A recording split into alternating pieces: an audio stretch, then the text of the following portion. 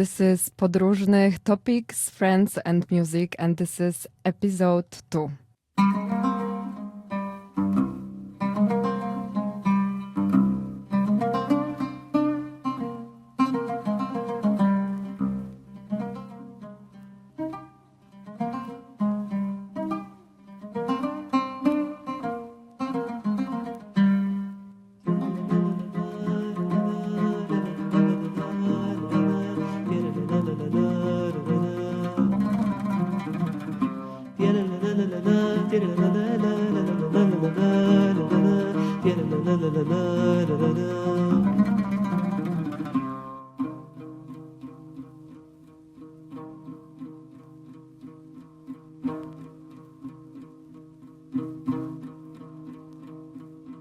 لم يعرفوني في الظلال التي تمتص لوني في جواز السفر وكان جرحي عندهم معرضا لسائح يعشق جمع الصور لم يعرفوني في الظلال التي تمتص لوني في جواز السفر وكان جرحي عندهم معرضا للسائح يعشق جمع الصور لم يعرفوني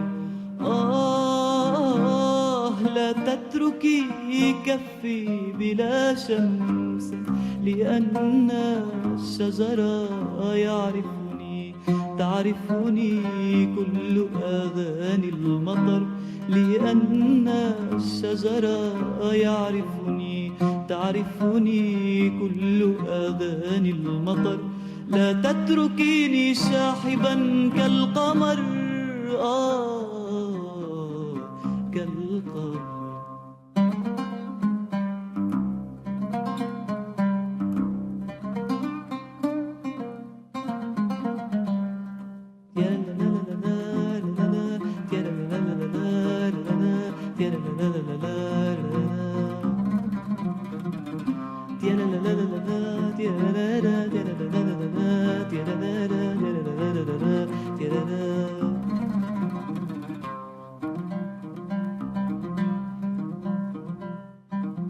كل العصافير التي لحقت كفي على باب المطار البعيد كل العصافير التي لحقت كفي على باب المطار البعيد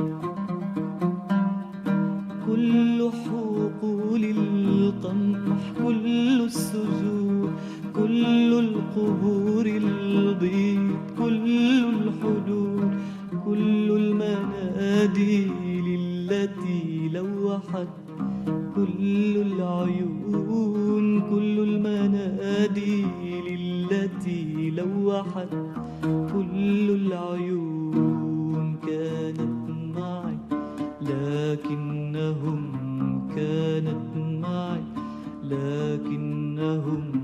قد أسقطوها من جواز السفر لم يعرفوني في الظلال التي تمتص. Hi, so this is second episode of Podróżnych Topics, Friends and Music, and today we're supposed to be here with Seper, but unfortunately Seper is sick. We're supposed to talk about music as propaganda tool of Islamic Republic of Iran, but we're gonna postpone it until next week. And today I'm here with Olga. Can you say hi? Hi, Olga. This is Olga. And this is Olga as well. So today we're gonna talk about what we do on a daily basis in Podróżnych Ugościć, a bit about how we started, and maybe now I'm gonna tell you a bit about the song we were listening to. So this was Marcel Khalife. this is Lebanese singer who was singing songs of Mahmoud Darwish. And this song is also based on his poem, Jawaz as-Safar, which means passport. And I think it's a good start for our show today because it speaks about your, like, how passport and how bureaucracy can say how your life gonna be. And yeah, we very often, I think many of us who are lucky not to be bound by the passports too much, we do not really think about what kind of tool it is. I mean, we do not think like about the all the aspects in which it can not only allow us to travel, but also to limit our lives. And I think the perspective that you can gain through working on behalf and with people on the move teaches you that this is it's very often way more difficult. The song is it's about Palestinians' experience. It's about refuge. It's about just losing your homeland. And I like one part of the song, trees recognize me, the nature recognize me, because there is no such a thing as borders in nature. And yeah, that's really nice. But okay, we can move a bit to Podróżnych, to our association, and we are together in this organization. Actually, now we are both volunteering. And I'd like to ask you, Olga, how you started to work with us. Mm-hmm. When was it, and how you found us? Right. Yeah.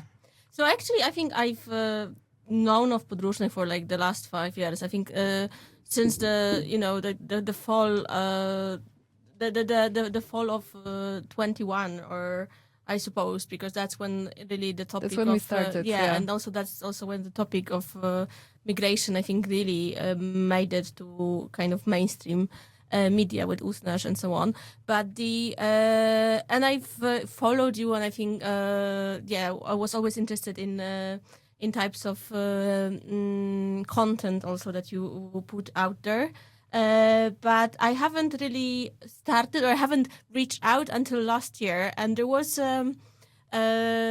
one situation that actually kind of made me want to do something else. And it was when I work in an office job, and it was after work beer that I went with my co-workers, and we were talking about all kinds of stuff. But at some point, the way it actually happens a lot, at some point you start talking about like social political situation, and well, they were all kind of, you would think that they were all kind of progressive and so on. But once we were like started talking about migration, the things they were saying, it was just so chilling and so scary that I thought, okay, no, I mean, the very fact that I actually socialized with them, I need to do something to counteract that. And very soon after that, I think I saw like a post saying that Podróżnych is looking for volunteers, and this was like a trigger, or more of like an impulse that's why I wrote. And then last summer it turned out that there is actually this need for volunteering with packages that are sent to closed camps. And that's what I started with. And that's actually what I do the most. So what motivated you was anger. Yeah, but also, but anger, but also, I think like, because like you can have this like general anger that the way the world is, right? That you are just dissatisfied that this is all unfair and so on. But I think it was like anger mixed with some kind of, okay, if I don't do that, and like I'm part of it, like because of the proximity to like people who are not doing, and also actually are being so hostile. So I think, so there was this extra impulse beyond anger. So maybe you can say about this closed camp, because this is our like main field, let's say, of of work. So maybe you can start, and I will fill out some gaps if there will be anything. Like, what are detention centers? So those are places. There are a couple of them in Poland. They are closed. They are called strzeżone ośrodki dla cudzoziemców in Polish. So I think closed camps doesn't really translate this fact that they are like guarded, that they are heavily guarded, right? And you are not really. I mean, you cannot go out for the day from them, unlike the other type of camp. And they are for people who are waiting for. Most of the people who cross the Belarusian border end up in the closed camp, and you should be able to apply there for international protection. But from March last year, you can't apply for asylum. So you can stay in the closed camp from 6 months until up to 18 months. And during that time, you can't have phone with camera and with tool to record. You can't. You have limited access to internet. So you have limited access to contact with the outside world because of that. And you mentioned packages, so we send packages to these detention centers. And what we put in the packages? So we actually put like very kind of everyday necessities. So the every package that we pack has a portion of clothes, and the clothes are there because very often people who come from the forest, they have had their possessions either lost or stolen or destroyed, purposefully destroyed. By who? Yeah. By border guards. On both sides. Yeah. And then what happens is that they are given set of clothes for, I think, every, like for winter and for summer, but sometimes that's not enough. So we also actually, because we receive requests for those types of packages, so sometimes they are like more specific about like the types of things people need, but like the basic package has trousers, 2 pairs of trousers, sweaters, some underwear, and t-shirts, and also some cosmetics. We are not allowed to send food, although actually a lot of those requests mention that they are not being that the people there are not being fed enough, or That's for some not reason appropriate it's for not your cultural or just dietary diet. restrictions. And if we have available, which more often than not, I'm afraid we do not have available. We also send phones, but as Olga said, there is a limitation on the type of phone that you can send to a closed camp, because they can't, for instance, have a camera. We send phones for people who gonna leave the camp soon, because most of the people end up in the closed camp without the phone. So when you leave the camp, it's actually basic thing to have to move from a closed camp to bigger city, to contact organization, your family, use Google Maps and so on. So this is like we are trying to have to ask people to donate phones. If you have phones, then you can contact us on Instagram or Facebook and donate a phone, like smartphone. And also, if you can also join us to volunteer and make packages. We need more hands.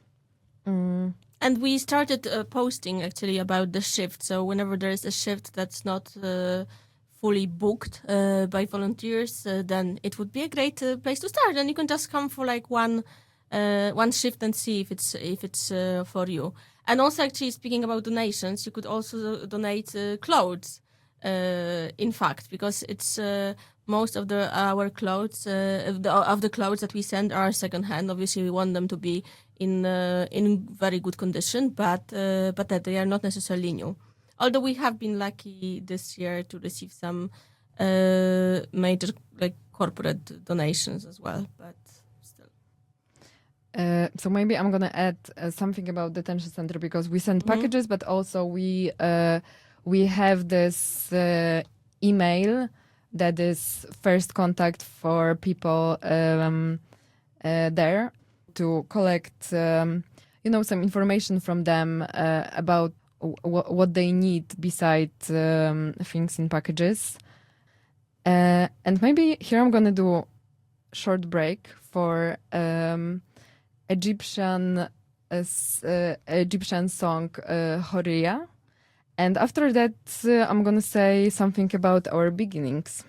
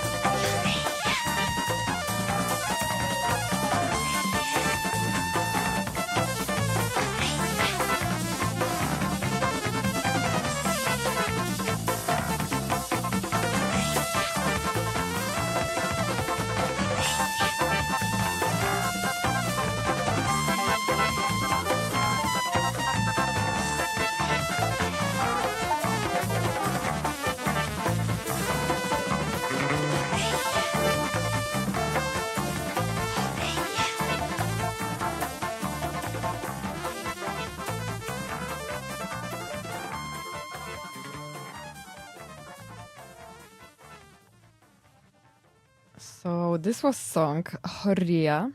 We were talking before the break that I'm going to talk about our beginnings. We started in 2021. You said that all this topic in the news actually appeared in this was our dog that is here in 2021, and I personally was watching the news and I thought that I'd like to do something about this. I already was learning Arabic, so I thought that I might use it because at the beginning there were many people from Iraq. And so we went to the border and we were providing humanitarian aid, like food, clothes, and some medical assistance. And how did you know that there is help needed if it wasn't yet such a news topic? Actually, it was because it was after Usnash. Usnash was this first moment that it appeared in the news and it started to be more popular topic. And I knew that already there is Grupa Granica there.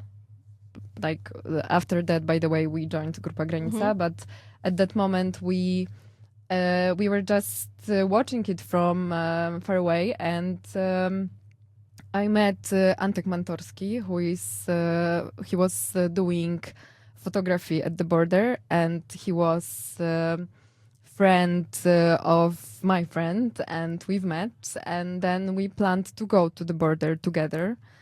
We made a group and we went to the border in I think it was like maybe October 2021 for the first time. We were there for a while, and after, actually I think we followed people, like we've met a group of people in the forest, and then we followed kind of their steps because, from the border they went to the detention center, and this topic of detention center was completely like new.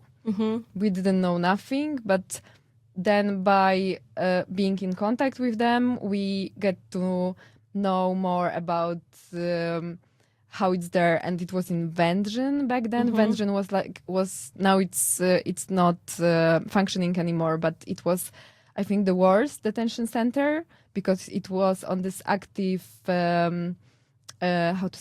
this military zone. So that must have been very scary, especially if someone's coming from the background of war and so on. Yeah, and people were texting us. We are hearing every day, not bombs, but this shooting, and it's so triggering for us. So, by contact with them, we started to receive these questions. Can you send us some packages? And because in our group there were actors from Nowy Teatr, we could have space in Nowy Teatr in this hall. We were there with clothes, all the stuff that we've put in packages. And this is what we are doing for like a few months. Now we are doing this again. And so it was this was the beginning. Right. And it started with a small group of people, I suppose, at the very beginning. Or I'm not going to say every name because I'm going to forget about someone. Yeah, it's better not to risk it. Yeah, maybe not, but like 10 people, something like this. And this was so I think we moved from one kind of field to another one. And we never came back to the border. after that, but the reason was that the needs for organization providing help for people in detention centers and after detention centers started to be like really urgent because more people from the border started to be in need of more continuous help. And would you say that? So it seems that also like within Grupa Granica that the different organizations also kind of went into they are specializing in like perhaps different types of help, right, or at different stages. And yeah, like every organization too, but I think most of the organizations are working are at the border. And then would you say that during those last 5 years, there's been a change when it comes to the challenges, when it comes to like working with institutions, like or contact with border guards, or like or just the general perception, like the social perception of the work you do? Definitely. Definitely. I think the key moments were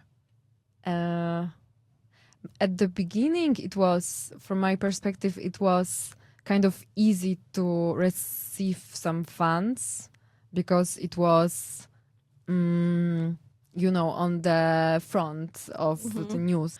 And then it became like harder with time. I think like what comes to my mind now is besides what I thought, that there was this switch between border and detention centers. When actually 1 year ago, when they banned applying for asylum, it was the biggest change for us because we started to like we were filling the gaps before, but the gaps were like relatively smaller, and with the same resources we are doing something much bigger. And so maybe I'm going to tell a bit about what are the consequences of banning this option to apply for asylum. So as a person who is in the closed camp, you want to apply. If you apply for asylum, then you start to be in the procedure. And if you are in this, there are steps, but you have some social support during that time. And now people that use our support the most are people who are without access to housing, food, clothes. It's a position. It's a very hard position to be at, and it's the role of the state, really. That yes.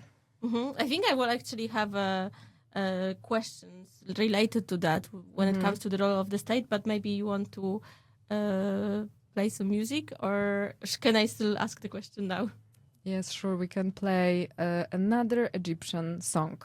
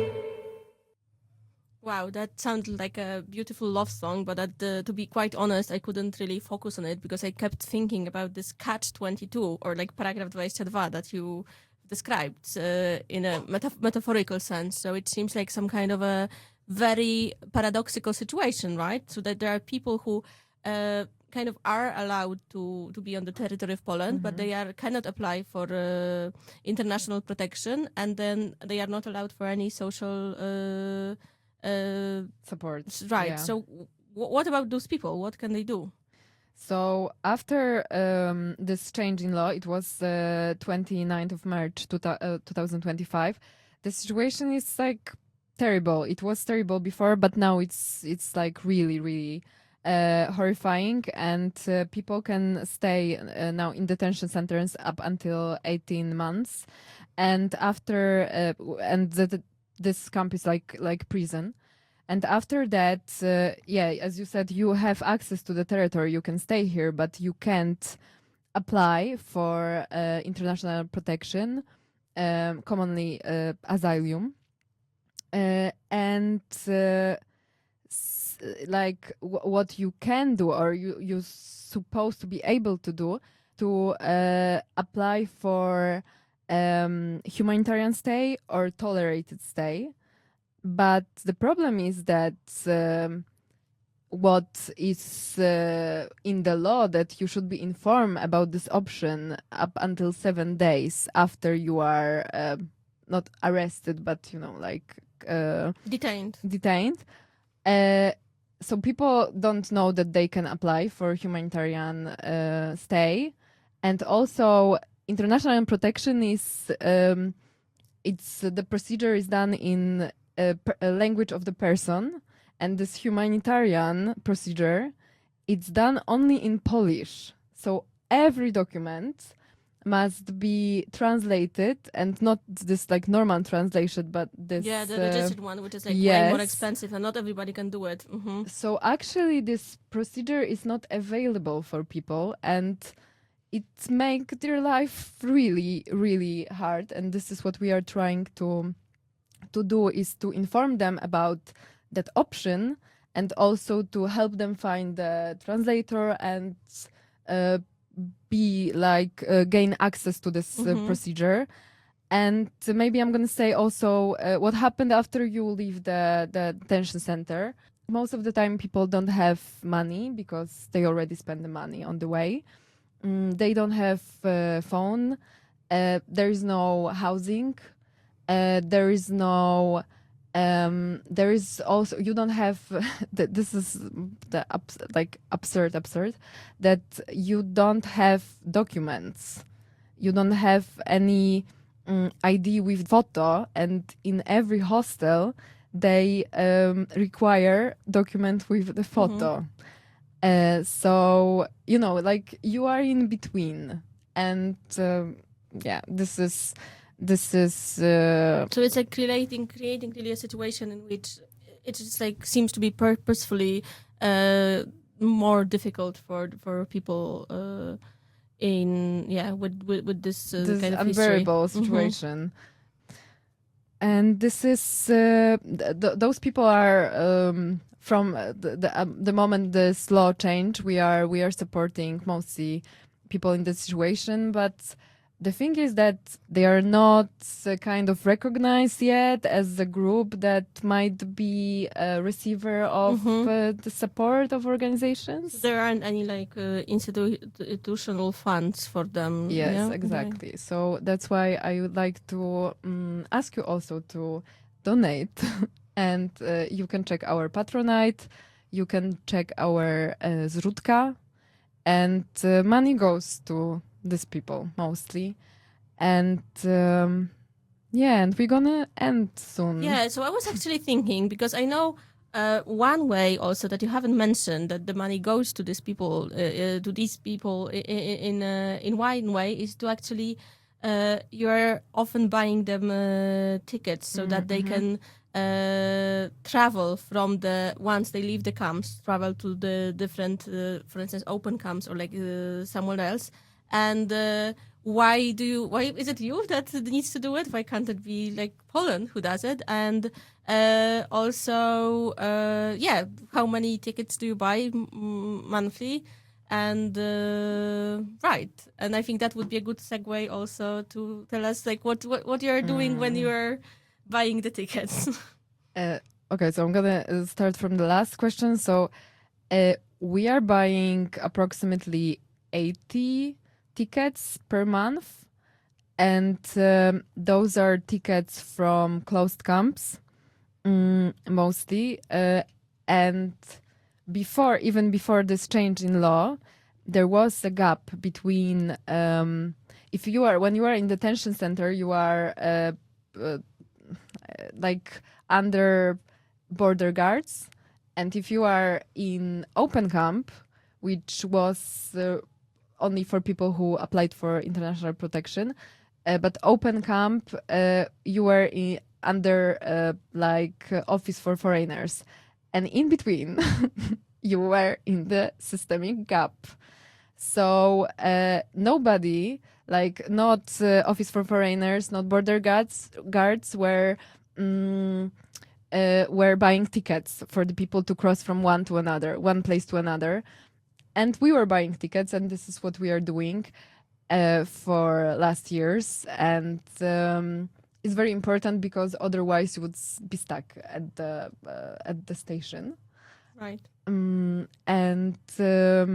After change in law, we are buying these tickets for people who would like to go to bigger city, because there is a way to receive support from organization based here. Mm-hmm. And then you have to kind of also, once register all of the expenses, right? Yes. For the ticket and different ones, and you know already what I'm aiming at. But so you do a lot of invoices, and we were talking before that actually the music that we're listening today, this is the music that helps you to process all of the invoices. And I wanted to ask, how have you come across all of those songs, and how did you learn of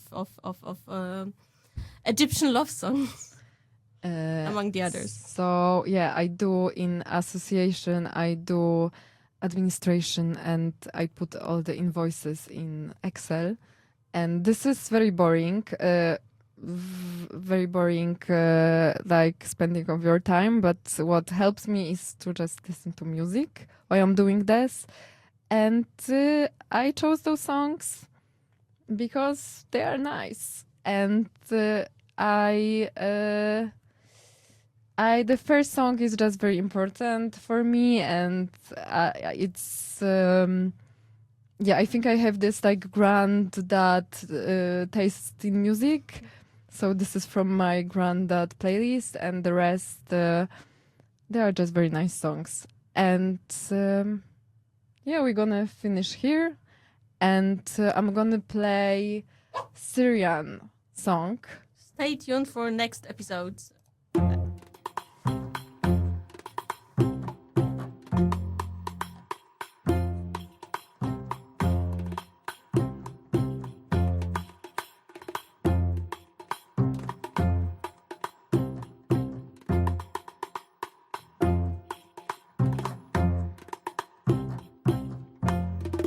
لما